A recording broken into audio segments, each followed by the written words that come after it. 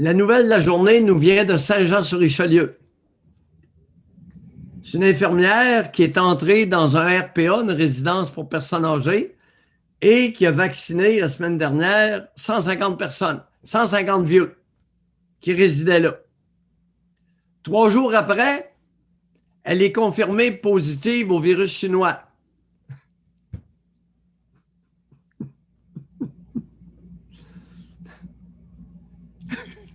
José. Pas bien. Pardon? Ça va pas bien. José! Bon, quel genre de cours les abonnés ça va prendre pour dire à quelqu'un, écoute, si tu vaccines, tu dois être vacciné d'abord. Sinon, tu peux contaminer une gang de petits vieux. Quel genre de cours universitaire ça prend pour ça? José, C'est la base. l'infirmière vaccine des petits vieux pour les protéger. Elle n'est pas vaccinée. 3 jours après, alors, tous les petits vieux de ce RPA-là, de Saint-Jean-sur-Richelieu, sont isolés. Puis là, on va les tester. Aïe, aïe, aïe, aïe, aïe. Puis là, vois-tu pas que c'est vraiment surprenant. Ça m'interpelle. Les femmes, écoutez ça un peu, là. Il y a Janine Bessette. Elle a fait une grosse sortie dans le Journal de Montréal, Janine, auprès d'Hugo Duchesne, le journaliste. Puis elle a dit, c'est bien épouvantable, le loup, on a laissé entrer le loup dans la bargerie, et puis la santé publique n'a pas fait sa job, puis les mesures n'ont pas été prises, puis... Janine, ça ne te tenterait pas d'exiger un carnet de vaccination pour tous les vaccinants? Janine, tu auras avantage à écouter Maillot le matin. Parce que Maillot, il a dit, avec les vaccins, on commence par le personnel soignant. D'abord et avant tout, les préposés aux bénéficiaires, les PAB. Préposés aux bénéficiaires, ensuite tout le personnel soignant. Ça vous tente pas de prendre ça en considération? Parce que là, ça devient... Juste avant qu'on poursuive pour être sûr, parce que là, moi, j'ai pas lu l'information, mais elle a attrapé là-bas la COVID, donc quand elle est allée vacciner, ou elle l'avait avant d'y arriver? Non, si elle était confirmée positive 3 jours après, elle l'avait. Elle l'avait avant. OK, parce que là, je vais remettre de l'huile sur le feu. Je vais remettre de l'huile sur le feu. D'abord, je l'ai juste confirmé de quoi? Oui, elle a eu des symptômes le soir. Ouais. Ça veut dire que le masque, il sert à quoi? Non, mais attends un peu. Non.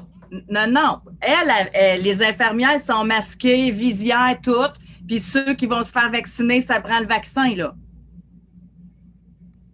Il y a de quoi qui ne marche pas, là. Bon. Et là, Janine de continuer. Elle s'interroge, cette chère Janine Bessette, sur la surveillance effectuée par la santé publique auprès de ses employés. Janine, arrête de niaiser, épouse l'approche de vaccination de Maillot. Les vaccinants, le personnel de soins auprès des personnes vulnérables doivent tous être vaccinés en premier. Janine, pour protéger ta mère.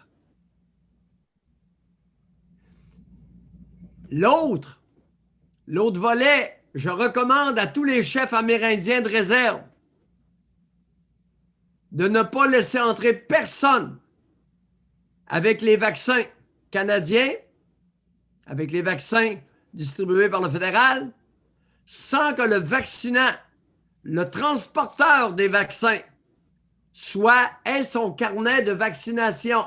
2 doses selon les protocoles des fabricants. Moi, ça me dérange. Les réserves, vous allez être baisés, vous autres aussi. Il va arriver le même phénomène qu'à Saint-Jean-sur-Richelieu. C'est écrit dans le ciel.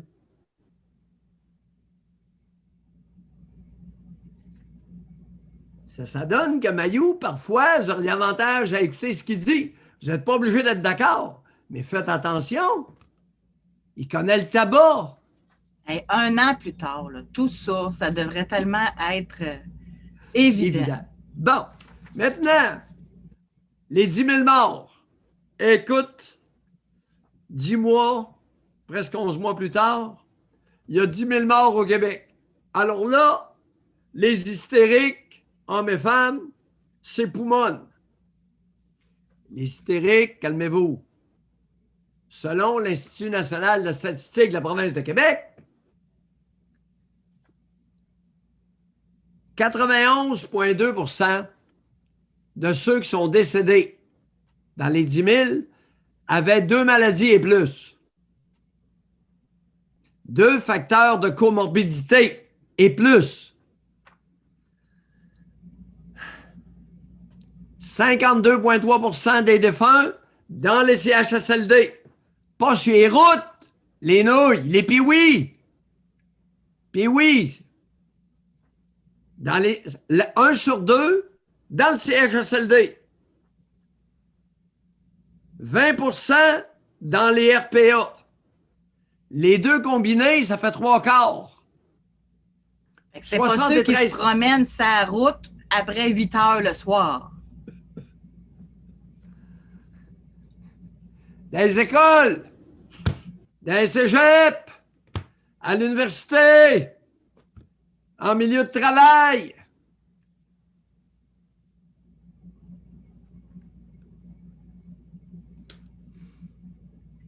« 90% ont 70 ans et plus.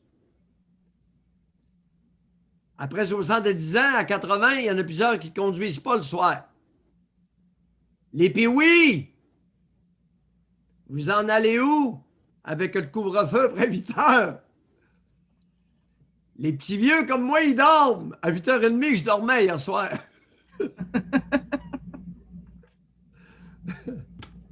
Confinement. Confinement commence à faire mal, José. À titre de psychiatre, je commence à être tanné. Alors là, je vous annonce que le confinement est très malsain après un certain temps et commence à engendrer beaucoup de détresse. Janine, as-tu compris ce que je viens de dire?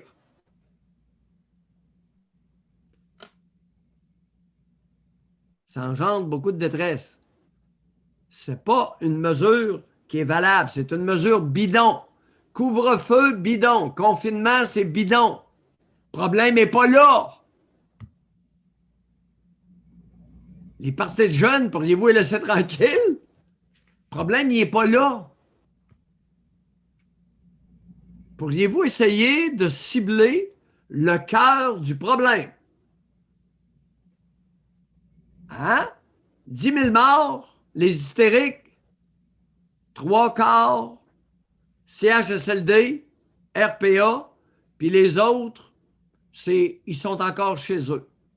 Alors, ils l'ont attrapé. Pourriez-vous cibler le cœur du problème et prendre des mesures efficaces? S'il vous plaît.